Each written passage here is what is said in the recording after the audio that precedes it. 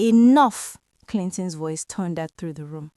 Not one more word, Auntie Maria. Not one. A heavy silence followed. Even the ceiling fan hummed louder, as if aware of the tension. Clinton took a step closer to his mother, his voice now dangerously low. I love my wife. I married her because she's my partner, not a baby-making machine. And if any of you think you can break us, you are wasting your time. Mama clicked her tongue and looked away. Auntie Maria hissed under her breath. Chloe rolled her eyes. Clinton turned to me then, his gaze softening. Gently he reached for my hand. Let's go inside, he said. You don't owe anyone an explanation for existing. I nodded, holding on to his warmth. As we walked past them, I felt their eyes burning into my back, but I didn't care. Clinton had spoken, and for once they had no response. The whispers would continue, of course. The gossip wouldn't stop overnight. But one thing was certain.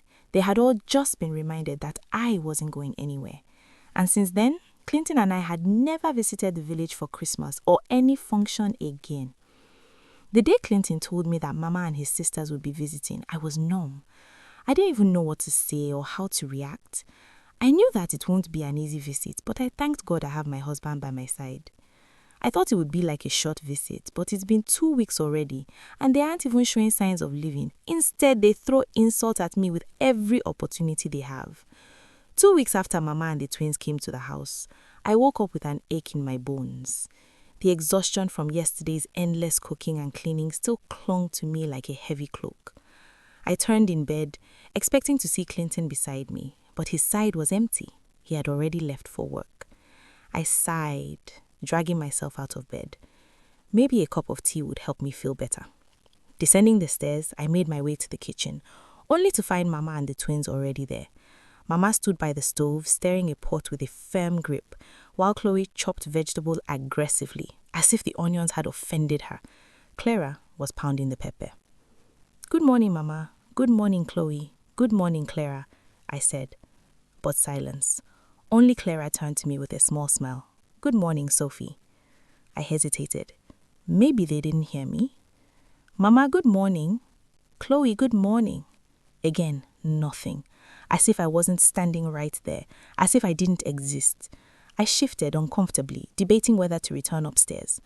I walked further into the kitchen. Clara was still pounding pepper, her hands moving rhythmically. Let me finish that for you, I offered. She smiled, stepping aside. Thanks, Sophie. From the corner of my eye, I caught Chloe rolling her eyes dramatically, but I ignored her.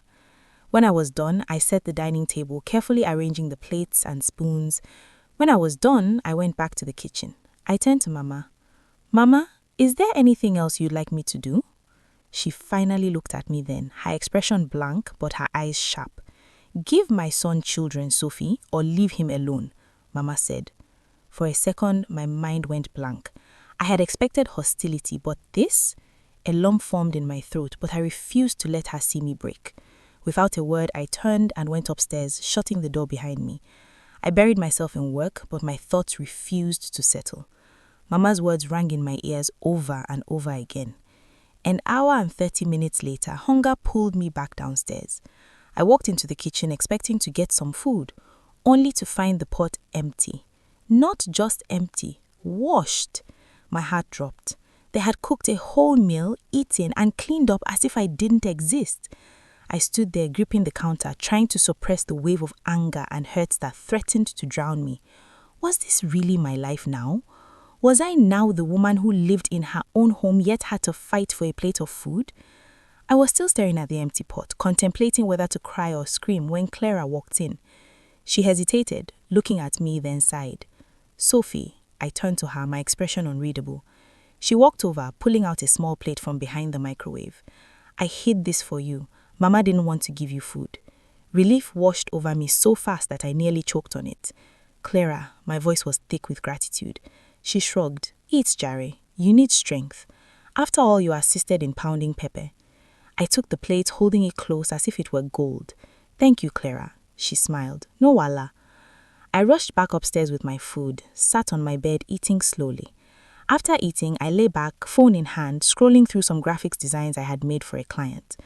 I had just finished eating when I heard the door burst open. Not even a knock, really? Mama and Chloe marched in uninvited, their faces twisted with hostility. I sat up immediately, my stomach still full from the food Clara had hidden for me. Mama folded her arms across her chest, her eyes burning with contempt. "So this is what you do, Sophie," Chloe hissed, "sitting here like a queen while others are in the kitchen doing real work." I sighed, already exhausted. I offered to help, but, she offered to help. You want applause? Mama's face darkened. Look at her, sitting here like madame while my son works day and night, and you wonder why you have no child? My heart squeezed at the familiar insult, but I swallowed my pain. Chloe wasn't done. You are a witch, Sophie, a manipulative barren witch that has tied Clinton down. You are eating him up slowly. I clenched my fists, my breath shaky. Enough. I had endured their insults for weeks. I had swallowed their disrespect like bitter pills. But today I couldn't take it anymore.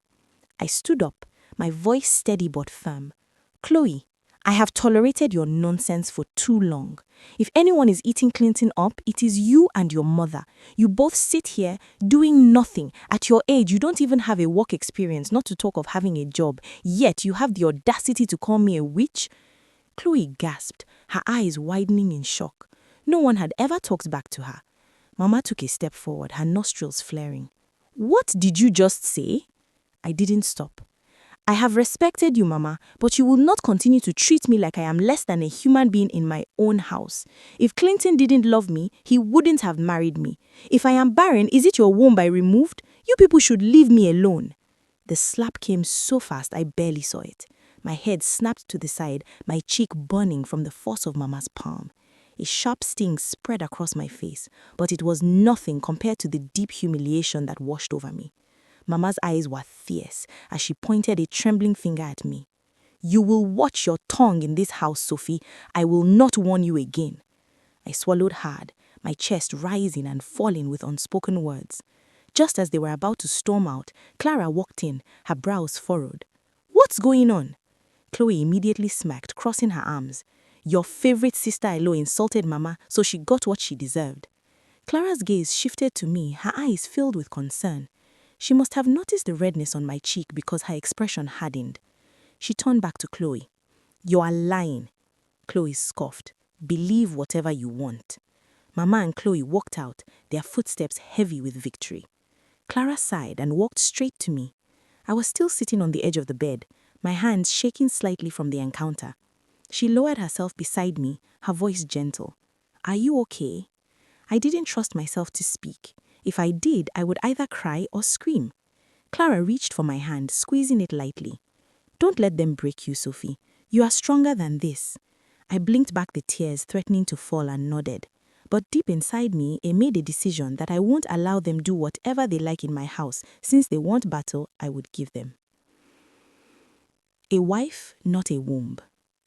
The sound of Clinton's car pulling into the compound sent a wave of relief through me. It had been another long, exhausting week of enduring Mama's constant side remarks and Chloe's passive-aggressive attitude. Clara was the only one who made things bearable, but even she couldn't stop what was happening in this house. I quickly wiped my hands on my cloth and hurried down the stairs to welcome Clinton. But just as I reached the last step, I heard Mama's voice, low but firm with authority. You have tried, my son, but it is time to face reality. Sophie cannot give you a child. You need a new wife. My breath caught in my throat. Clinton sighed. Mama, I have a wife already. Mama scoffed. A wife that has turned my son into a childless man? Tufia kwa.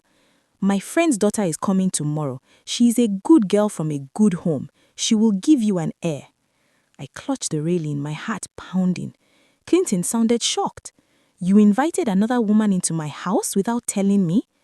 I am your mother, Clinton, Mama snapped. I know what is best for you. Clinton's voice hardened. Mama, don't try it. Don't you dare try it. Sophie is my wife and I will not tolerate any nonsense in this house. I squeezed my eyes shut, trying to steady my breathing. Mama sighed dramatically. Chuku Aju, a whole Clinton reduced to a weakling by a barren woman. I couldn't listen anymore. Just as I turned, Clinton noticed my presence. I walked straight to my room, my legs heavy with anger and frustration.